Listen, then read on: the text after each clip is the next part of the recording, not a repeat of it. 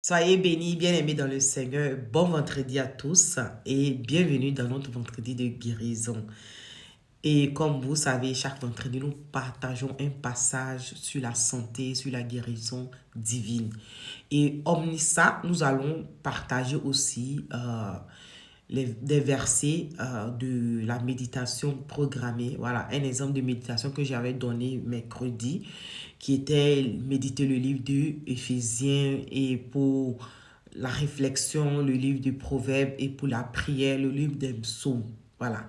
Donc, pour ceux qui voulaient participer à cette méditation programmée, pouvaient suivre cet exemple ou aussi méditer les livres que je suis en train d'étudier ou méditer aussi dans la Bible. Alors, pour commencer, nous allons partager d'abord notre passage du jour et puis après vous donner les versets que j'ai retenus de ces 3 jours-là. Voilà. Et donc, c'est parti. Nous lisons le Proverbe 3, verset 8. Allons les lire. Proverbe 3, verset 8 dit, « Ce sera la santé pour tes muscles et un rafraîchissement pour tes os. » Amen. Ici, il s'agissait de l'Éternel qui parlait à ses enfants de ne pas oublier les préceptes qu'il nous accorde. Elles vont augmenter notre paix, elles vont nous accorder de la sagesse et surtout, dans toutes nos décisions, il faut que nous tenions compte de sa volonté. Et en tenant compte de sa volonté, ces préceptes qu'il nous a accordés, elle va augmenter notre connaissance en lui et elle va aplanir nos sentiers. Non seulement cela, mais elle va nous accorder la santé de notre corps et aussi elle va rafraîchir nos os. Voilà. Donc, il est important pour nous de comprendre que la santé mentale, physique et spirituelle, elle doit se maintenir à travers les activités physiques, en méditant aussi la parole de Dieu et aussi en se nourrissant bien. Parce que la santé commence d'abord par la bouche, parce que nous on met dans notre corps. Donc c'est ce que toi tu mets dans ton corps qui va circuler, voilà, qui va aller disons, affecter le sang ou pas, ou bien qui va régénérer, comme il a dit dans la parole, tes muscles et aussi te rafraîchir le sang ou tes organes vitaux. Donc, il est important de prendre soin de nous physiquement, mentalement et spirituellement. Amen. D'ailleurs, je ne me trompe pas, dans 1 Thessaloniciens 5, 23 ou 24, il dit, c'est Dieu qui nous sanctifie. Il sanctifie notre âme, corps et esprit. Oui, afin que nous soyons irrépréhensibles à la venue de notre Seigneur Jésus-Christ. Donc, Dieu nous a donné le corps, il nous a donné son savoir, il nous a donné ses préceptes, il nous a donné, disons, tout le manuel qu'il faut pour pouvoir vivre. Maintenant, c'est à nous de veiller sur ce que nous mangeons, sur ce que nous entendons et sur ce que nous méditons. Maintenant, c'est à lui maintenant de sanctifier. C'est-à-dire faire le scanner de notre corps et ce qui ne va pas bien, qui ne vient pas de lui, lui, il sanctifie cela. Mais cela ne veut pas dire que nous, on doit faire n'importe quoi.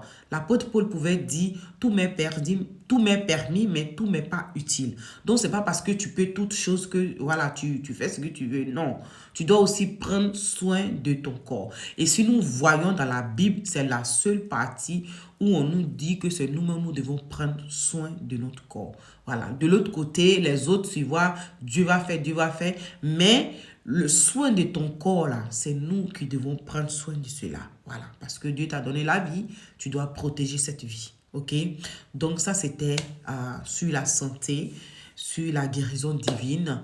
Je prie que tous ceux qui sont malades ou qui traversent des difficultés ou qui ont des problèmes et dans les organes vitaux, qui reçoivent la parole de Dieu, celle qui est esprit et vie, et qu'elle vienne apporter la guérison parce qu'il a dit, un messager fidèle apporte la guérison. Donc tu reçois la parole et tu reçois la guérison divine parce qu'il est dit dans les psaumes que il envoya sa parole et sa parole nous guérit et nous fait sortir de la force. Donc, reçois cette guérison dans le nom puissant de Jésus et Amen. Amen. Alors, maintenant, je vais vous partager des passages que j'ai médités ces 3 jours-là.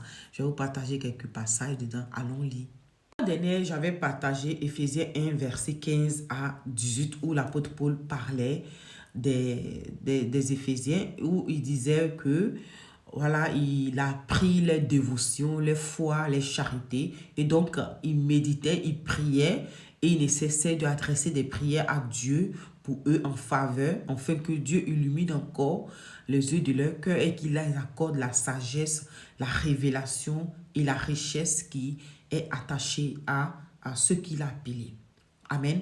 Donc, nous avons déclaré cela comme prière. Aujourd'hui, j'aimerais nous partager encore, toujours dans Éphésiens 2, verset, voilà, qui dit, alors, Éphésiens 2, verset 6 à 9 dit, « Il nous a ressuscités ensemble et il nous a fait assis ensemble dans les lieux célestes en Jésus-Christ, afin de monter dans les siècles à venir l'infinie richesse de sa grâce par sa bonté envers nous en Jésus-Christ. » Verset 8. « Car c'est par la grâce que vous êtes sauvés, par le moyen de la foi, et cela ne vient pas de vous.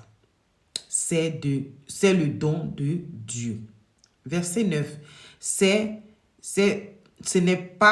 n'est point par vos œuvres, afin que personne ne se glorifie. » Amen. Finissons le verset en même temps. Verset 10. « Car nous sommes son ouvrage, ayant été créés en Jésus-Christ pour des bonnes œuvres que Dieu a préparées d'avance, afin que nous les pratiquions. » Amen. Waouh!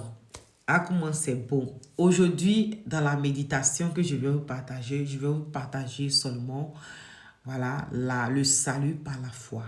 Et d'ailleurs, ce que je vous ai partagé, il nous fait comprendre que nous sommes assis avec le Seigneur Jésus. Donc, Dieu nous a rachetés au moyen du Seigneur Jésus-Christ. Donc, il fait tout à travers le Seigneur Jésus-Christ. Donc, notre point d'ancre doit être le Seigneur Jésus-Christ. Il doit être notre moteur dans nos vies spirituelles. Le Seigneur Jésus-Christ renferme tout notre être spirituel par lui, à travers lui et au moyen de lui. Amen. Donc, ici, nous voyons que il dit que ce n'est pas à cause de nos œuvres, ce n'est pas parce que nous prions 3 fois par jour, ce n'est pas parce que nous prions 6 fois par jour, mais c'est le don de Dieu. C'est sa grâce pour tous ceux qui ont accepté le Seigneur Jésus-Christ. Dieu te fait cette grâce de te sauver. Dis-moi Amen. Et donc, c'est ça que j'avais voulu vous partager aujourd'hui. Amen.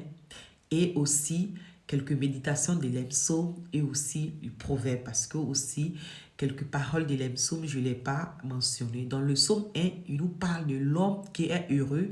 Il ne s'assoit pas en compagnie des moqueurs, mais au contraire, il prend le plaisir en méditant la parole de Dieu. Amen. Dans le verset 2, il nous fait comprendre ceci, que chapitre 2, verset 8, il nous fait comprendre, il dit, demande-moi, je vais te donner les héritages. Ça dit, je vais te donner des îles, je vais te donner des continents, je vais te donner des nations. Ok? Je l'interprète avec mes paroles. Donc, vous pouvez aller lire. Ce sont les versets qui m'ont marqué, que je suis en train de vous partager. Amen. Et dans le verset, dans le chapitre 3, il nous fait comprendre qu'il est celui qui nous protège. Il est notre bouclier. Il est celui qui relève notre tête lorsque nous sommes abattus. Et donc ça, ce sont les 3 chapitres de Psaume. Maintenant, j'aimerais vous partager des passages de Proverbes. Voilà. Dans le premier verset, dans le premier chapitre des Proverbes, il me parle de la simplicité de sa parole nous donne de l'intelligence, elle nous donne du discernement, elle nous permet de réfléchir. Amen. Dans le chapitre 2, il nous parle aussi de que le commencement de la sagesse, c'est la connaissance de Dieu. Et ça, c'est le passage qui m'a plu aussi. Et aussi dans le chapitre 3, il parle de la parole qui augmente notre paix. Notre paix, il est important.